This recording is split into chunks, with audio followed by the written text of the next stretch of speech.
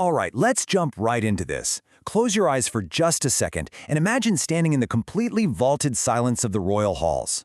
On the surface, it's a place of ultimate grandeur, right? Gold leaf and velvet everywhere, but they only exist to mask the jagged architectural bones of the kingdom.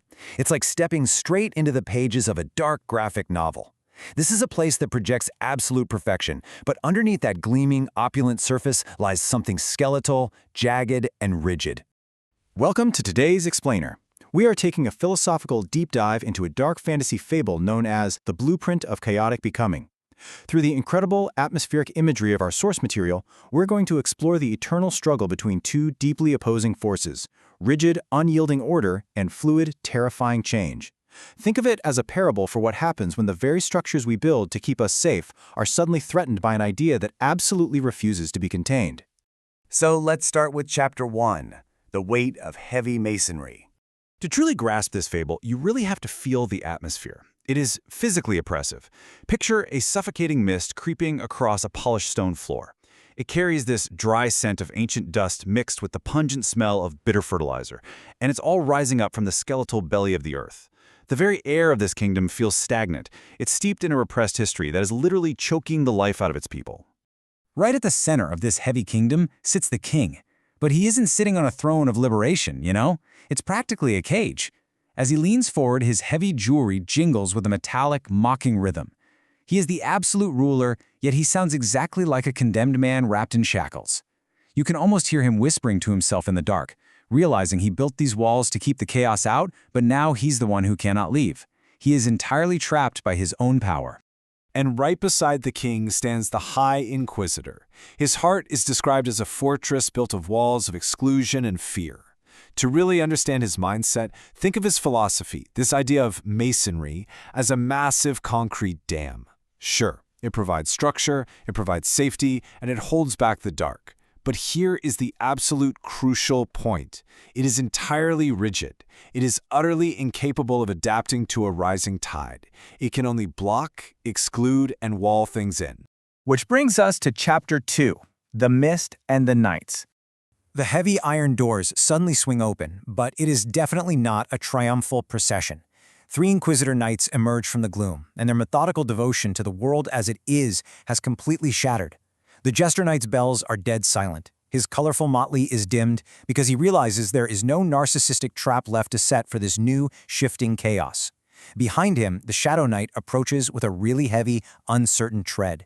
He clutches his hidden trawl, the very tool of his dark masonry, but he's holding it like a totally useless relic. The king watches them approach, and his voice is trembling like cracked glass. He whispers, "Look at them. Even the architects of our permanent tombs seem haunted by what they have found." The High Inquisitor beside him stiffens up, sensing the danger. It brilliantly illustrates the core terror of this scene, right? The very men who literally construct the state's permanent tomb of order are absolutely terrified by the shifting unknown they carry. Moving into the climax now with Chapter 3, Blueprint of Chaotic Becoming. The Shadow Knight kneels down and presents this tattered object, the ledger. Now, this isn't some neat, stained blueprint of state architecture. It is a rough sketch of chaotic becoming. Imagine it as a fluid river or a wildly growing living vine. It is messy, it is unformed, but it possesses this vibrant, terrifying energy that has the power to eventually crack the concrete of their reality. It defies absolutely every straight line their world is built upon. So, we have a profound collision of philosophies here. On one side, the core belief of the rigid kingdom, the world as it is, built on the cold reality of iron shackles and methodical devotion. But on the other side, we have the fluid ledger. This represents the world as it could be, completely powered by the fire of imagination. The ledger represents pure, untamed potential, and that potential is incredibly threatening to a kingdom built entirely on exclusion and fear. The High Inquisitor immediately recognizes the threat. He stares at this tattered ledger through his silk mask, holding on to his own venomous grudge. To him, this isn't beautiful potential at all. It is a poison of dissent. And what absolutely terrifies him the most is that this vibrant branch of thought is growing right in front of their eyes, completely bypassing his carefully constructed walls of exclusion. This leads us right to Chapter 4, The Inquisitor's futile seal. The Shadow Knight murmurs to his high priest with a voice that sounds like scraping stone. He says, "We bring you a design that mocks our masonry and promises a structural conclusion we never dared to imagine." The High Inquisitor just glares, replying that there is no safety outside the stone and that they only bring ruin. But the Shadow Knight is already realizing the inevitability of this creative spark. He sees that true change simply cannot be permanently walled out. But the High Inquisitor absolutely refuses to accept this. Picture this sequence like panels in a comic book. First, he reaches out a trembling finger, grasping at the fluid-shifting ink, actually feeling that terrifying creative spark. Second, desperate to control it, he attempts to apply the cold, heavy masonry of his worldview, trying to physically define it and wall it in. And then comes the third step, the sickening dread as he feels the inevitable cracking of the stone. The heavy masonry of the state simply cannot entomb this messy design. It shifts and shatters like glass beneath his very fingers.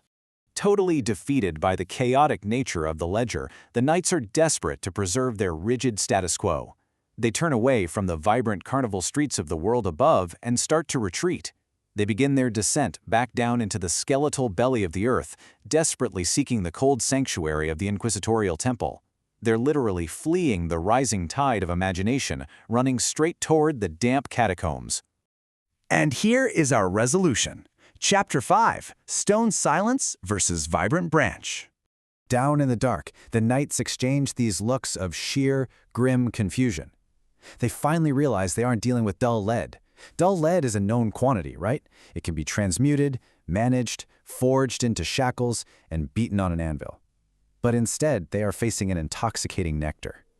This chaotic becoming is a volatile, living force that threatens to literally dissolve the foundations of their darkest masonry.